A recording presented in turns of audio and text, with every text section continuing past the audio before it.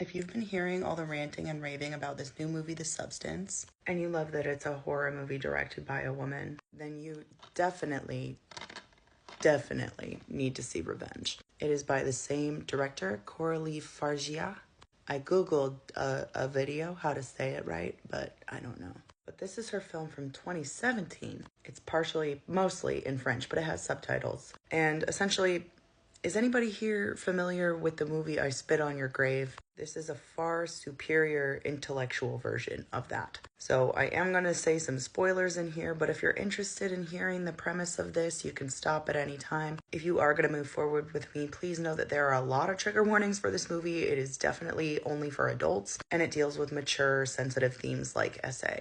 This is Jen, and she is a 20-year-old sugar baby to this guy. This is the opening shot of the film. You zoom out to see they're in a helicopter on a way to one of his properties. Immediately, you can see some visual homage to Lolita, and just the placement of them here, you can tell who's in charge. Who is Jen? Well, she's nobody yet, but she really, really wants to be. In fact, she has entire conversations with her sugar daddy and later his friends who show up unexpectedly about how badly she wants to move to LA just to be noticed. Now, these scenes are actually very important because it establishes that Jen is a very naive person, and it foreshadows that in the very near future, she is going to learn exactly why there are certain people you never, ever, ever want to notice you. So Jen and her sugar daddy, whose name I can't remember and I don't care, are on their way to his property that's really, really isolated out in the desert. As you can see by the set design, the colors, the modern art, we are definitely going to be discussing the power dynamics within the genders. As I mentioned, the friends do show up unexpectedly, a day early.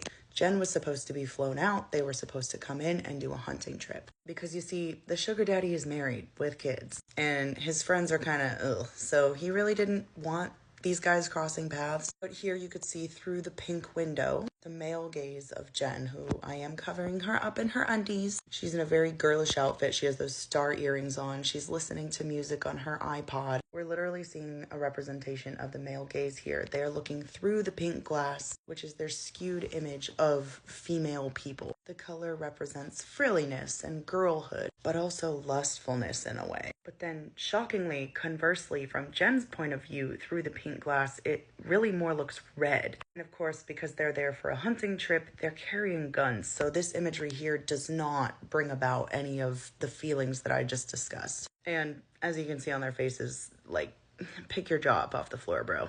So this is the part with the SA trigger warning. But when the sugar daddy goes out the next morning, one of his two friends crosses a line, to put it very lightly. And it's also noteworthy, although I couldn't find any images on IMDb, the third friend is meant to represent another facet of misogyny, the complicit bystander. He walks in on what's happening, walks out, and then turns up the volume on the TV so he doesn't have to listen to her scream. Now, the movie has a lot of blood, and I can't show some of the stills here on TikTok. But basically, when the sugar daddy comes home and finds out what happens, he bitches out his friend. Then he wants to cover Jen up and hide her. And if you remember, Jen wants to be seen, especially after this. She wants to move on with her life and become somebody. So she is absolutely not down with that. And this is when her sugar daddy is no longer an inviting, warm, cuddly guy. He and his friends end up chasing Jen off of this cliff where she is impaled by a dead tree. Now, if you're familiar with film analysis at all, then you know that being impaled by a tree is also a visual doubling down of that assault. Fargia knew that it would add to the brutality of the actual incident without making us look at it. Now, the movie is just all around incredible because at this point, Jen actually survives. She manages to get herself off the tree and into a cave. And I won't get into the details, but she has peyote, okay? So she takes her peyote, which allows her to cauterize her wound with a beer can. It leaves her with this sort of tattoo. Meanwhile, Sugar Daddy and his icky friends come back to clean up all the mess, realize that Jen's still alive and that they're screwed.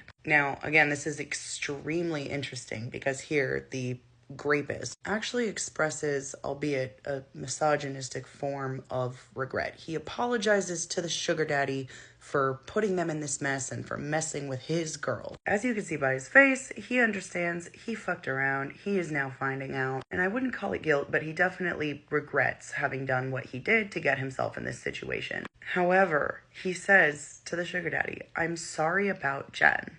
And the sugar daddy says, "Who?" This man's heart is a block of ice. Jen was only ever a toy.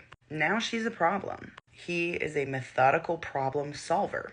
Unfortunately for Mr. Sugar Daddy, he's also a misogynist, which intrinsically makes him unprepared to deal with the fact that Jen is not gonna go quietly. Ultimately, it ends up in one of the bloodiest showdowns you've ever seen, and I just love this visual parallel. Funny how things change like that.